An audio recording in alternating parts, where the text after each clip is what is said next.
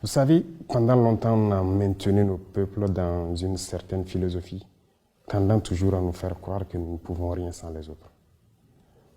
Aujourd'hui, notre mission à nous, c'est d'éveiller la conscience. Vous le faites très bien d'ailleurs. Merci. Et j'apprécie beaucoup.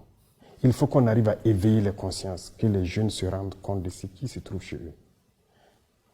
Une organisation pareille, il faut d'abord se rendre compte de ses forces, peser ses faiblesses, et à l'issue de cette analyse, vous décidez. L'AES est très bien viable. Que ce soit en lorsqu'on termes de regarde les superficie. économies, Monsieur le Président, si je vous permettez, c'est des économies qui sont très intégrées. Vous produisez la même chose, vous faites exactement la même chose. Qui va vendre à qui? Comment ça va commercer? Et qu'est-ce qu'on fait du fait que ce ne sont pas des pays qui ont au moins une ouverture sur la mer? Les chiffres, c'est une chose. L'économie aussi, vous savez, nous sommes là il y a très peu de temps. Mais l'économie a été, je dirais, un peu déchirée par des régimes passés.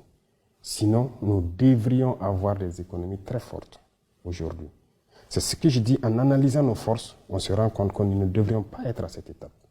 On devrait être beaucoup loin. Quand vous prenez l'AES, en termes de population, en termes de superficie, on est très bien. En termes de production, normalement, les États de l'AES ne devaient rien importer en ce qui concerne